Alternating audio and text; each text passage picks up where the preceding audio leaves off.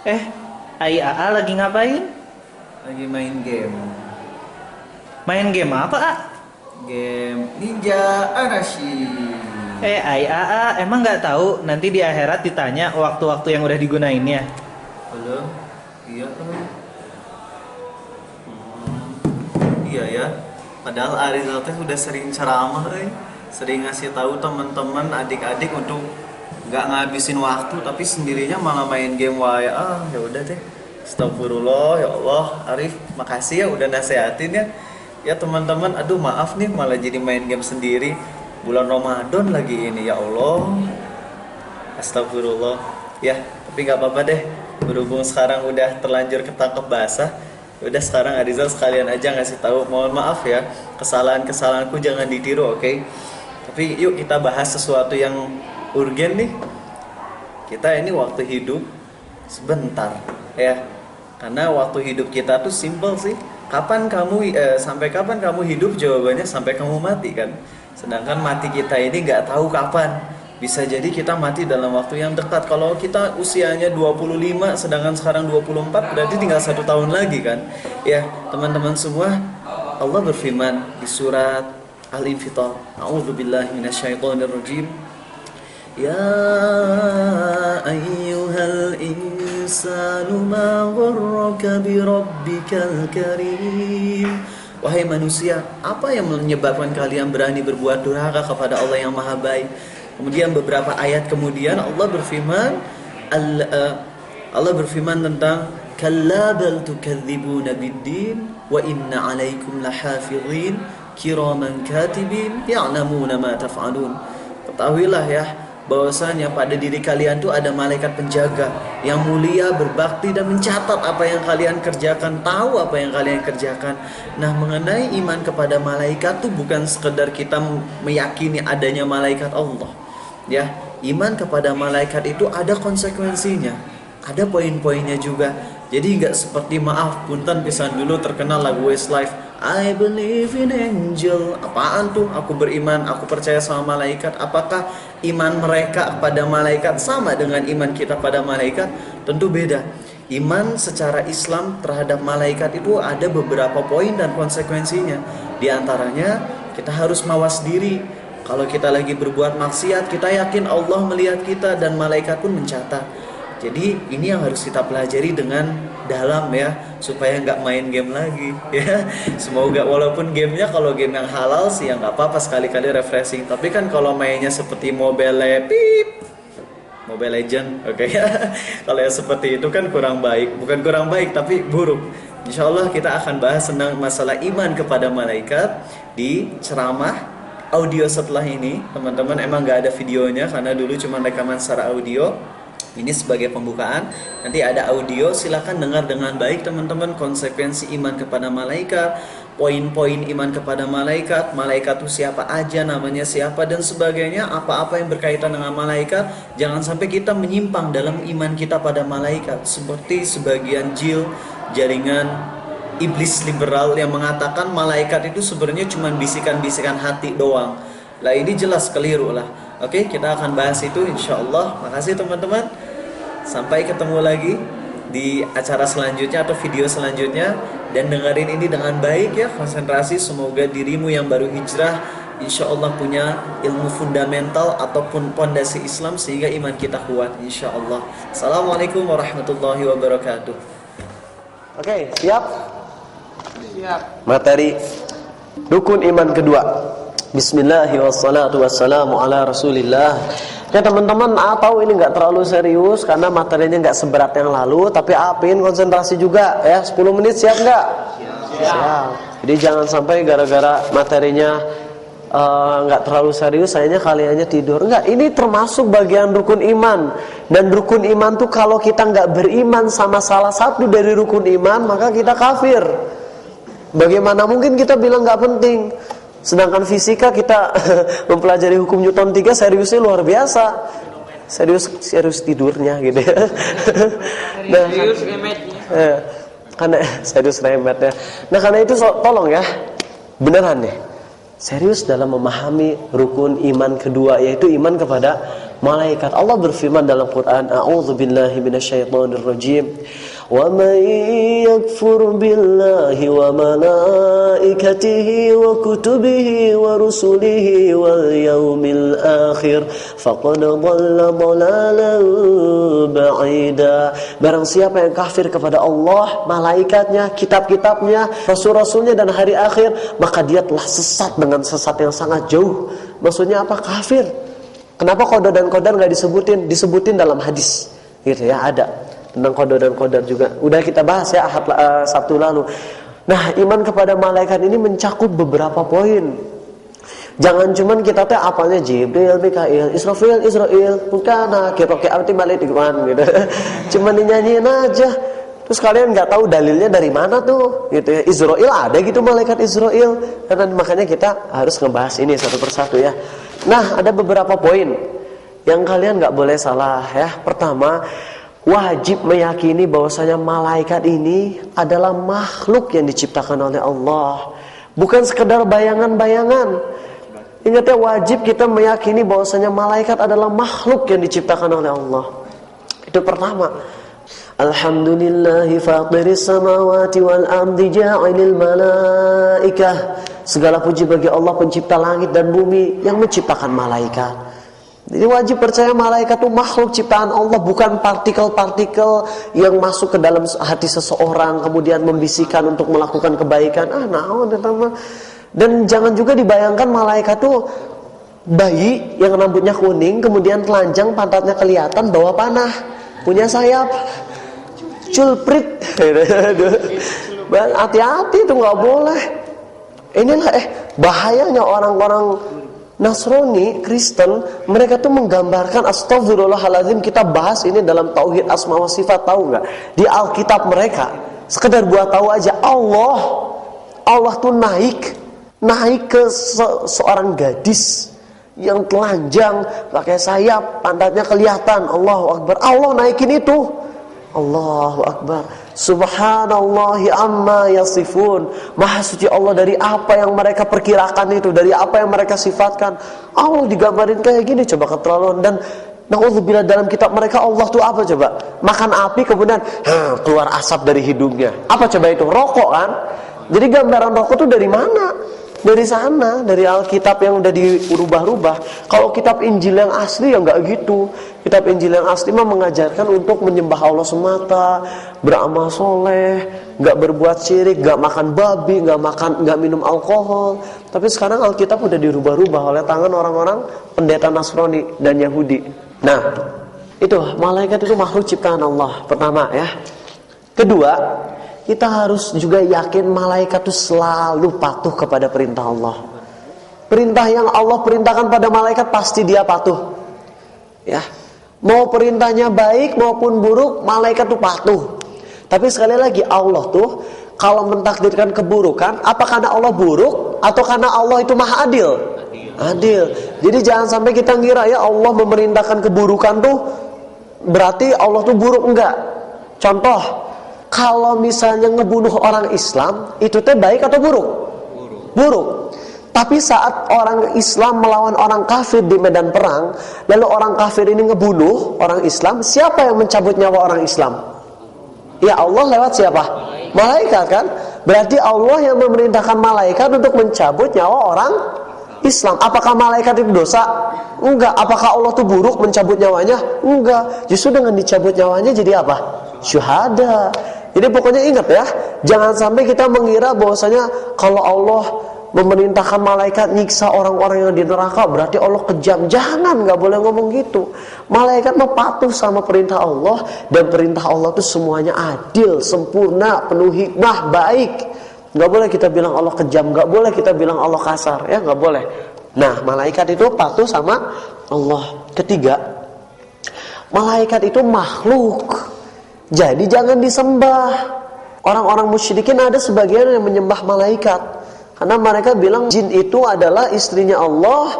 Na'udzubillahi min dzalik. Kemudian Allah dan jin menikah, lahirlah anak perempuan yaitu malaikat. Allahu Akbar. Subhanallahi amma yasifun. Inilah keyakinan orang-orang Quraisy zaman dulu. Ya. Nah ini nggak boleh. Malaikat ini makhluk, sehingga kita nggak boleh berdoa ke malaikat, wahai Israfil, wahai Mikail, turunkan hujan, nggak boleh. Kita mintanya ke siapa? Ke Allah. Nah ini hati-hati nih. Kadang di pelajaran agama suka ada pertanyaan gini. Jadi murid-muridnya disuruh nanya begini, kalau Allah tuh maha kuasa, kenapa Allah menciptakan malaikat? Kenapa ya nggak? Kadang suka ada yang kayak gitu kan ya. Kalau Allah maha kuasa, kenapa Allah ciptakan malaikat? Jawab, terserah Allah dong. Allah yang pingin, terserah Allah. Lagian gini, coba aku bayangin, Rizal, direktur sebuah perusahaan, sekaligus sebagai cleaning service ya, sekaligus sebagai yang customer service-nya juga, sekalian menjabat semuanya gitu di dalam perusahaan tersebut. Kira-kira Rizal keren nggak dong? Direktur sekalian jadi tukang bebersihnya, sekalian jadi tukang nyedot WC-nya, enggak kan? Nah, Allah menciptakan malaikat, hikmahnya seperti itu. Justru dengan diciptain malaikat tuh makin kelihatan keagungan Allah. Oh iya, tanpa malaikat pun Allah mah bisa ngelakuin semuanya, tinggal bilang apa? Kun, semua jadi sesuai dengan yang Allah inginkan. Tapi dengan diciptakan malaikat, itu makin melihat kebesaran Allah kita. Malaikat Jibril aja sayapnya 600. Satu sayap tuh dari timur sampai barat itu 600 sayap. Gimana sekali ngepak bisa hancur alam semesta tuh. Sedangkan Allah Tuhannya Jibril itu kalau mendengar firman Allah, Jibril pingsan. Bayangin, Jibril saat mendengar firman Allah diturunkan, Jibril tuh pingsan.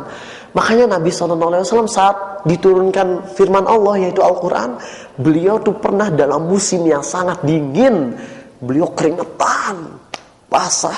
Ketika beliau berada di atas unta, lagi di atas unta, lalu turun wahyu dari Allah, itu unta jadi berat, untanya sampai meringik.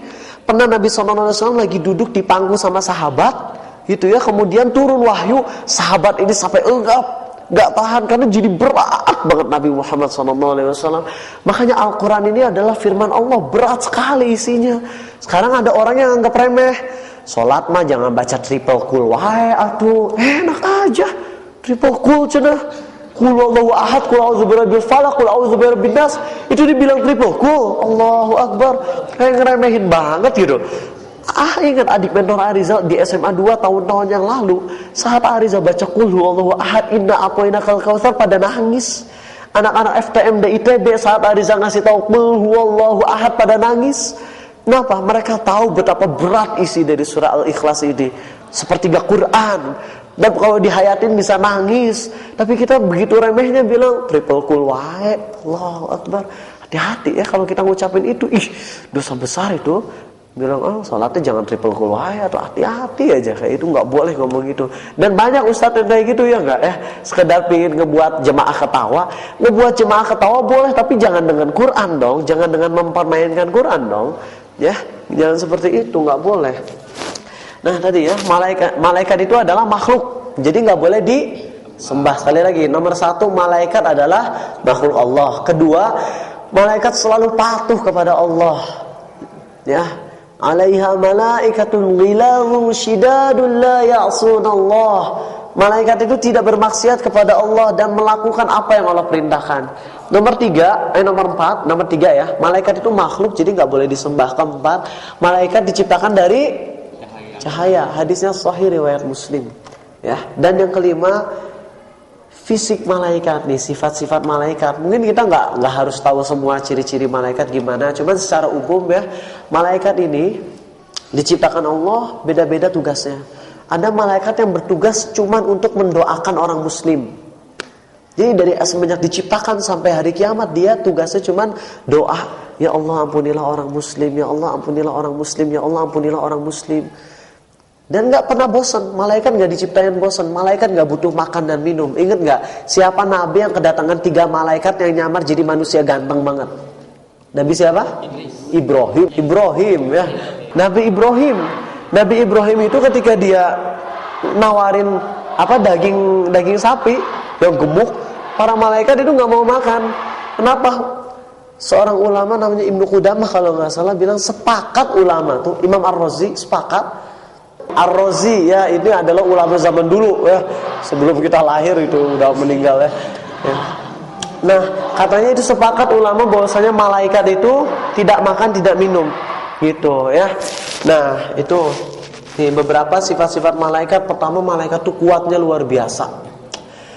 Tahu neraka jahanam itu bisa melelehkan besi, bisa melelehkan kulit yang tebal, bisa melelehkan segala sesuatu. Tapi malaikat tahu siapa yang tahu jumlah malaikat yang ada di neraka berapa?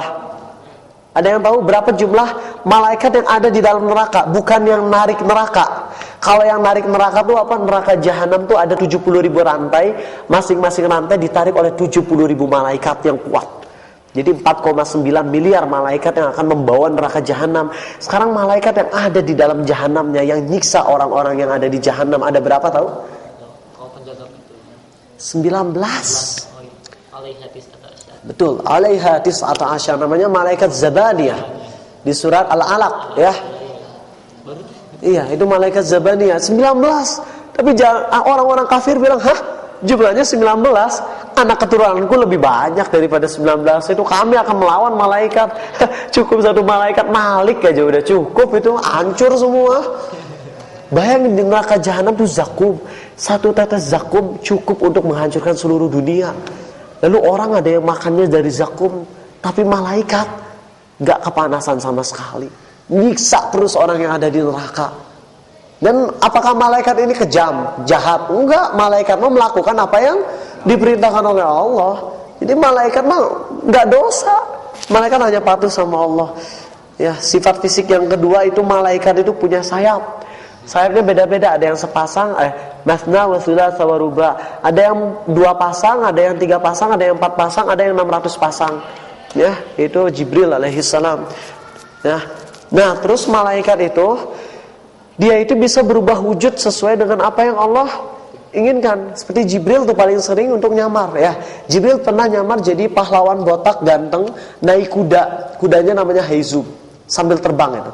Ini gedebuk, ayo Haizum maju dalam perang Badar. Hadis itu sahih gitu ya. Sampai Al-Abbas tuh kaget, siapa itu ya pahlawan yang ganteng itu, padahal itu Jibril namanya gitu. Jibril bisa berubah jadi yang dia inginkan dengan izin Allah. Nah, terus apalagi ya? Nah, malaikat ini punya tugas-tugas khusus. Nah, kita mulai dari malaikat yang pertama nih, Jibril ya. Tugasnya apa? Menyampaikan wahyu. Terus ada yang bilang, kan sekarang udah gak diturunin wahyu, jadi Jibril tugasnya ngapain? Ngapain nanya? Iya gak? Ngapain nanya? Kita mau beriman Jibril penyampai wahyu, udah beres. Kalau sekarang Jibril nganggur, terus apa ke kita gitu ya? Emang kita urusannya apa gitu? Kita mah imani aja apa kata Nabi SAW, apa kata Allah. Kedua, Mikail itu emang dia itu yang ditugasi oleh Allah menurunkan rezeki. Tapi yang nuruninnya mah siapa? Allah. Malaikat cuman ini aja, cuman jadi jalannya ya. Ketiga siapa? Israfil. Nah, ini hati-hati Israfil nih. Nabi SAW di zaman Nabi SAW kaget, terkejut. Kenapa? Karena beliau tuh tahu malaikat Israfil tuh udah mengangkat sangkakala, udah disimpan di mulutnya, udah membusungkan dadanya atau jidatnya, tinggal menunggu perintah Allah. Tinggal nunggu perintah Allah. Jadi udah, sekarang Israfil udah gini, tinggal nunggu perintah Allah untuk ditiupin. Fa idza ja'atis sakhah. Masya Allah. Kalau sangkakala ditiupkan, dan dia insya Allah Riza pengen ceritain tentang tanda-tanda hari kiamat. Setuju? Insya Allah nanti itu ya di pembahasan minggu, sekarang minggu ke rukun iman ke-1 udah, rukun iman ke-6 astagfirullah, ke-6 udah, kedua sekarang udah, berarti nanti minggu depan, kalau minggu depan sekolah berarti nanti rukun iman kepada kitab, kemudian kepada Rasul, baru hari kiamat. Hari kiamat paling panjang karena nanti ada tanda-tanda hari kiamat kecil, tanda-tanda hari kiamat besar. Hari kiamatnya, neraka surganya itu bisa sampai 4 bulan, bisa sampai 4 minggu. Itu ya, lama insya Allah. Nggak apa-apa biar nggak bosan teman-temannya ya. Israfil udah begitu. Nah, keempat adalah malakul maut, malaikat pencabut nyawa. Adapun yang kita kenal Israel, para ulama bilang Israel ini adalah nama malaikat pencabut nyawa yang disebutkan dalam Alkitab. Sedangkan dalam hadis dan Quran mah nggak pernah ada hadis tentang Israel. Hadis-hadisnya seluruhnya dhaif. Jadi nggak pernah Nabi SAW ngasih tahu bahwasanya malaikat itu namanya Israel gitu. Jadi kalau kita ngomong Israel mah itu mah paling ngikutin apa yang dari Alkitab doang. Gimana boleh atau enggak? Wallahu a'lam. Cuman ya kita mah mending pakai yang jelas-jelas sahih ya, yaitu apa? Malaikat maut, malaikat mencabut nyawa gitu aja. Kalau bilang Israel dosa atau enggak? Harusnya nggak berani bilang dosa, enggak. Harusnya nggak ngelarang, nggak juga nyuruh. Tapi yang ada saya perintahkan adalah mending pakai nama yang ada dalam Quran, yaitu Malakul Maut. Qul yatawaffakum Malakul Maut. Malaikat maut itu akan mencabut nyawa kalian, kata Allah dalam surah As-Sajdah gitu ya. Kelima, dan karena munkar dan nakir, ya itu benar. Munkar dan nakir itu yang bertugas menanya di dalam kubur, dan ciri-cirinya tuh munkar nakir itu biru kehitam-hitaman, serem luar biasa. Dan semua orang bakalan ditanya sama munkar dan nakir, termasuk orang yang mati syahid. Ya, orang yang mati syahid itu di akhirat gak akan ditanya, tapi di kuburan tetap ada ujian kubur, mah tetap ditanya. Gitu. Makanya ketika Sa'id ibn Mu'az ya, beliau tuh meninggal, dan saat beliau meninggal tuh arsy-nya Allah bergoncang. Bayangin, karena saking agungnya orang tersebut, Sa'id ibn Mu'az, luar biasa, sahabat yang sangat luar biasa di hadapan Nabi SAW. Saat beliau meninggal itu arsy-nya Allah bergoncang. 70.000 malaikat tuh sampai menyaksikan. Pintu-pintu langit dibukakan, dan Nabi SAW bersabda, andai ada orang yang selamat dari pertanyaan kubur atau fitnah kubur, maka itu adalah orang ini. Tapi beliau pakai katanya andai. Kalau andai berarti negatif. Gak ada yang selamat dari pertanyaan kubur. Jadi nanti bakalan dihimpit ya. Siapapun orang yang masuk kuburan walaupun soleh bakalan dihimpit. Bedanya kalau orang kafir setelah dihimpit, ditanya nggak bisa jawab, dihimpit lagi sampai remuk. Adapun orang Islam nanti kan 2 kali 1 kuburannya dihimpit. Kemudian setelah dihimpit, didudukan, kita jadi duduk, lalu ditanya. Kalau bisa menjawab nanti diluaskan lagi seperti itu. Tapi ingat, pertanyaan kubur ini yang paling ekstrim, paling menyeramkan. Kalau kita berhasil menjawab pertanyaan kubur, maka udah nggak perlu takut di hari kiamat. Tapi kalau di kuburannya aja udah nggak selamat, maka di hari kiamat jangan harapkan keselamatan. Itu. Jadi kubur adalah awal. Kalau di kuburannya selamat, udah sampai sananya selamat. Tapi kalau kuburan gagal semuanya sampai hari kiamat. Dan itu perlu kita bahas. Gimana cara menjawab pertanyaan kubur? Itu ada, dan ini nggak bisa dihafal ya, akhi. Nggak bisa. Tapi harus dengan keimanan. Ya, itu munkar dan nakir. Ke-7 dan 8 adalah raqib dan atid. Nah, raqib atid ini emang ulama berbeda pendapat. Apakah itu tuh 2 malaikat Allah yang mencatat gitu ya, atau setiap orang tuh punya raqib dan atid? Setiap orang tuh punya 2 malaikat. Jujur ini ada 2 pendapat ulama. Kalau ulama berbeda pendapat, boleh nggak saling ejek? Nggak boleh. Arizal lebih condong ke pendapat bahwasanya setiap orang tuh punya raqib dan atid. Itu setiap orang ya. Jadi nanti setiap orang tuh bakalan ada pencatat kebaikan dan pencatat keburukan. Dan juga ada 1 korin dari golongan jin yang bakalan ngebisikin kepada keburukan. Jadi secara total manusia tuh ada 3 atau 4 malaikat. Pertama malaikat penulis kebaikan, malaikat penulis keburukan, dan malaikat penjaganya 2. Gitu ya. Dan saling bergiliran siang dan malam. Itu malaikat penjaga. Kalian pernah kepleset terus nggak jadi? Mau kepleset terus nggak jadi? Kata para ulama itu adalah karena malaikat yang menjaga kita, yang menyelamatkan, tentunya dengan izin Allah gitu. Jadi jangan sampai kita minta perlindungannya dari malaikat, jaga aku dong, gitu ya, nggak boleh ya. Terus gimana nih, ada orang yang bisa tenaga dalam mukul dari jarak jauh, misalnya gon gitu ya, pakai apa, gunting kertas batunya gitu ya, Killua pakai listrik zzz, gitu, atau Son Goku Kamehameha, Sailor Moon nggak hafal itu ya, ada perempuan gitu. Nah itu gimana bisa kekuatan gitu? Itu kekuatannya dibantu sama jin, nen atau aura atau cakra kembar gitu ya. Itu terjadi karena bantuan dari jin. Ya, bantuan dari jin. Jadi jin ngasih dia kekuatan, tapi biasanya ngasih kekuatan tuh kalau melakukan beberapa persyaratan dulu, seperti puasa 40 hari. Gitu ya, nggak boleh makan apa-apa kecuali nasi. Ya itu bukan puasa namanya tuh gitu. Cuman ada gitu ya. Harus ritual apa, semedi di bawah pohon, nggak sholat gitu. Nanti baru dikasih kekuatan gitu. Adapun kalau misalnya kita tiba-tiba dapat kekuatannya spontan ya, tiba-tiba kita tuh lagi marah banget. Ada misalnya teman kita perempuan yang diganggu sama preman, langsung kita marah banget, pukul dari jauh, terus dia mental dan mati. Kitanya nggak niat ngebunuh, kita cuma mukul, tapi karena saking jauhnya udah mau mukul dari jauh, baru diginiin udah mati duluan, maka itu adalah pertolongan dari Allah. Itu bisa, tapi terjadinya nggak setiap kali kita mau, sesekali aja tanpa kita niatin. Itulah yang namanya adalah maunah. Ya, itulah kenapa para wali yang soleh zaman dulu ketika ditembak bisa gitu. Pakai giginya ditahan, tapi bukan setiap kali ditembak gitu, enggak. Pas ditembak sekali bisa ditahan, tapi ditembak yang kedua kalinya mati gitu. Cuman sesekali aja itu mah. Adapun kalau yang dibantu setan mah setiap kali bisa gitu. Setiap kali dia pengen ngeluarin kekuatannya bisa. Nah, ini bantuan dari setan. Makanya kalau hikmatul iman tuh ngeluarin tenaga dalamnya bisa setiap kali. Pas kita pingin bisa. Itu berarti dari Allah apa dari setan? Dari setan. Ya emang ditakdirinya mah dari Allah betul, tapi yang ngebantunya setan itu. Dia makanya jangan ikut tenaga dalam, walaupun nanti sambil ini semedi sambil zikir kayak gitu. Udah keluar aja deh. Mending ikutan yang lebih enak. Tifan tuh bisa ngehancurin bata itu dengan tangan. Sakit tangannya. Iya. Tapi kekuatan asli, bener kekuatan asli, dan itu bisa dilatih lama-lama jadi nggak sakit. Tapi nggak sakitnya bukan karena tenaga dalam, tapi karena emang dilatih misalnya darahnya itu ATP ya.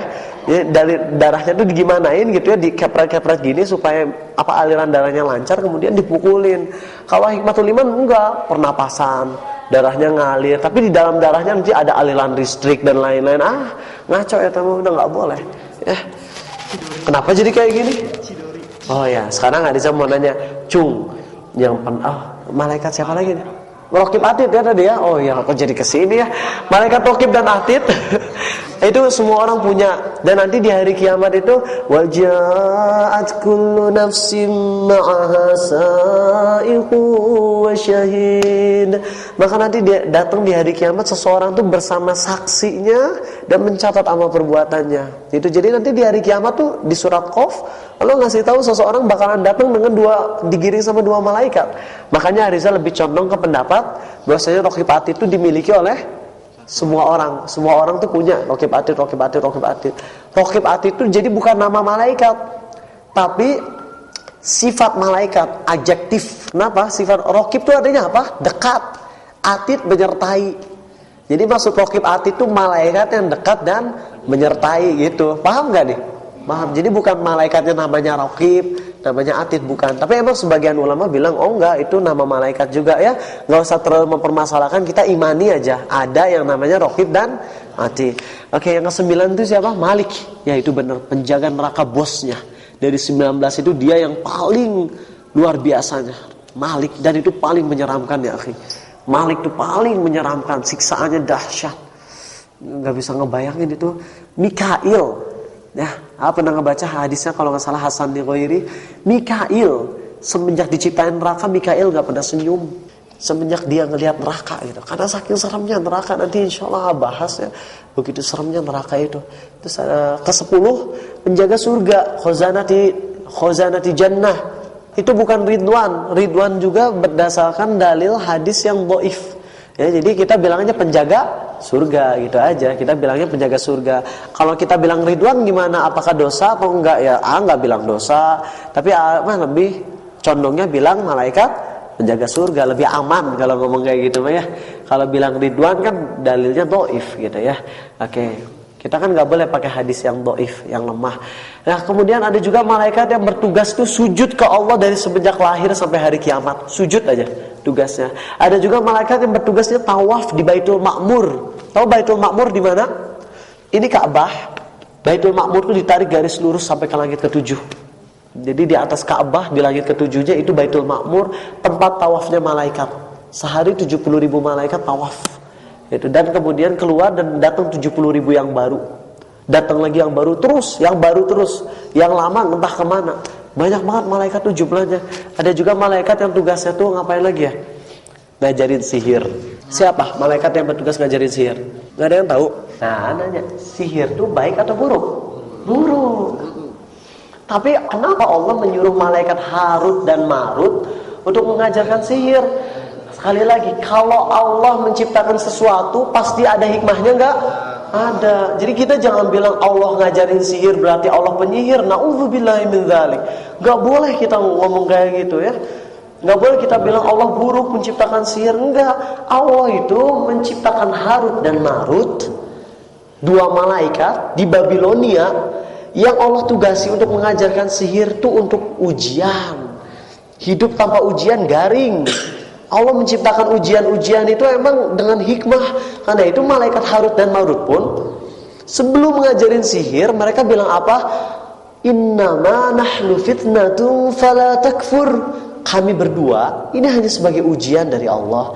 Kalian jangan belajar sihir dari kami. Tapi orang Yahudi kekeh pengen belajar sihir. Ya udah ini diajarin sama Harut dan Marut. Jadi Harut dan Marut ngajarin sihir dosa enggak? Enggak dosa. Ketika lagi di medan perang, malaikat pencabut nyawa tuh ngebunuhin orang-orang Islam, dosa nggak? Nggak dosa.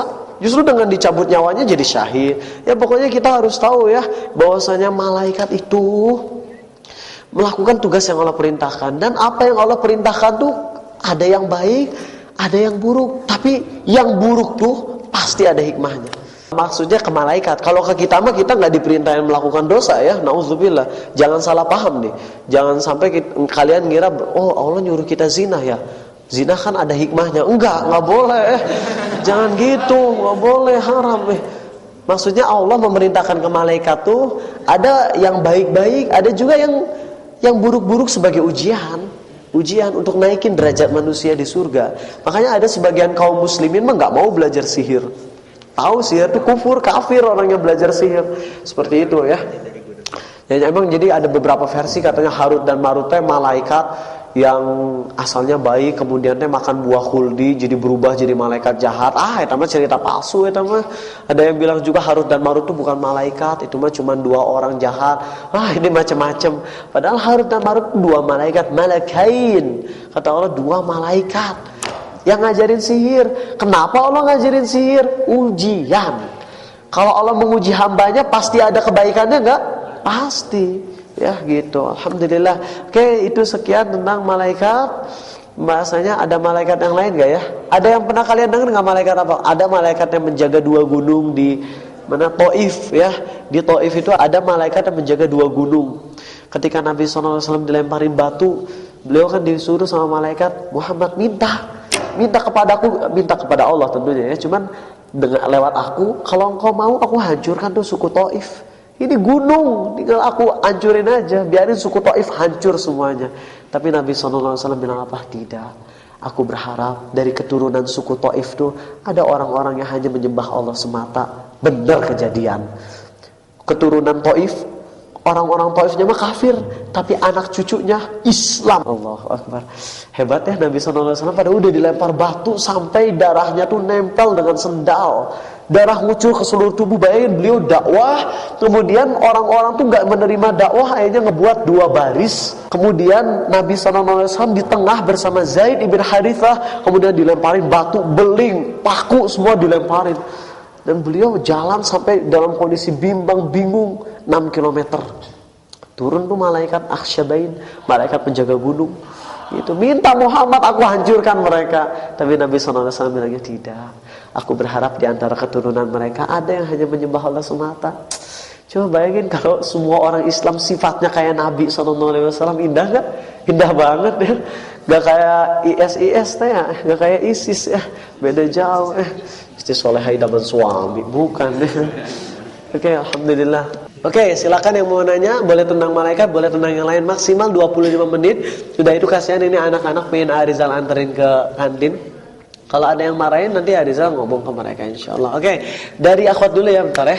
Ya enggak, Teh Febi. Boleh. Kalau misalnya dikasih tahu malah datang, tapi kalau nggak dikasih tahu salah. Ya. Bagusnya gimana? Oke. Pertama, kalau kita ngelihat sebuah dosa atau kemungkaran, kita dituntut 3 hal, antara salah satu dari 3. Kalau kita kuat, kita ubah dengan tangan. Misal ada teman yang punya majalah porno, kita termasuk orang yang hebat, kita nggak takut cacian, ambil majalah pornonya, jangan dibaca tapi ya. Ambil majalah pornonya, bakar. Dia marah gimana? Biarin, saya nggak dosa ngambil kayak gitu. Barangnya haram, saya curi, saya buang, saya hancurkan, nggak dosa, nggak harus digantiin. Bahkan nggak boleh digantiin ya, digantiin dengan yang versi baru. Oh, makin parah ya teman ya.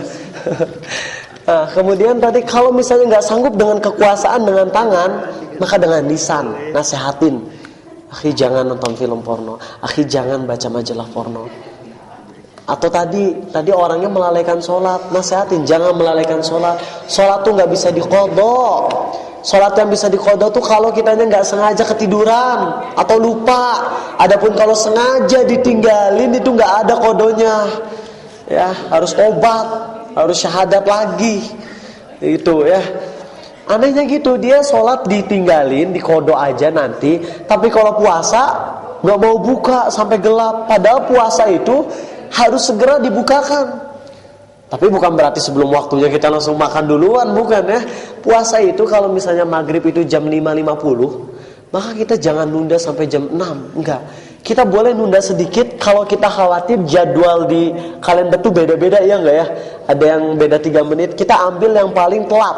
Misalnya sebagian kalender jam 5.50, kalender lain 5.52, ada kalender lain 5.53. Kita pilih yang 5.53, yang paling aman. Boleh, tapi jangan sampai nunggu malam.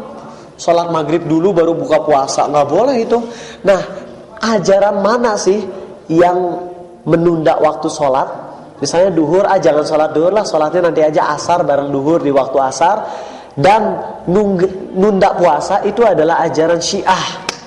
Jelas, Syiah tuh sholatnya tuh 3 waktu. Sholatnya 5 kali tapi dalam 3 waktu. Subuh di waktu subuh, duhur dan asar di waktu asar, maghrib dan isya di waktu isya. Jelas ini ajaran Syiah. Dan kalau buka puasa mereka nunggu 15 menit dari azan. Iya, itu ajaran Syiah. Kalau emang dianya udah ngaku Syiah, diajarin nolak, ya udah kita doain aja. Ya, pertama nasehatin. Kalau nasehatin dianya nggak nerima, gelut, ya udah doain aja. Ini yang pertama dengan apa? Kekuasaan, kedua dengan lisan, ketiga dengan hati, yaitu didoain. Ada teman kita yang pacaran, kita belum kuat gitu ya, untuk nasehatin, ya kita doain dengan hati kita, ya Allah beri hidayah kepada yang lagi pacaran ini. Kenapa kok ditunjuk-tunjuk? Kenapa? Maafin mereka ya deh. Udah diputusin ya deh. Alhamdulillah, bagus ya. Atulah jangan pak tunjuk-tunjuk. Udah, kalau emang ada di antara kalian yang pacaran, ya suruh tobat. Ya, jangan pak tunjuk-tunjuk, apalagi mempermalukan di depan umum, nggak boleh kalian. Harusnya nggak percaya, kalem. Kita CS ya. Gus, atulah, gitu pisan. Oke gitu ya. Tapi pertanyaan.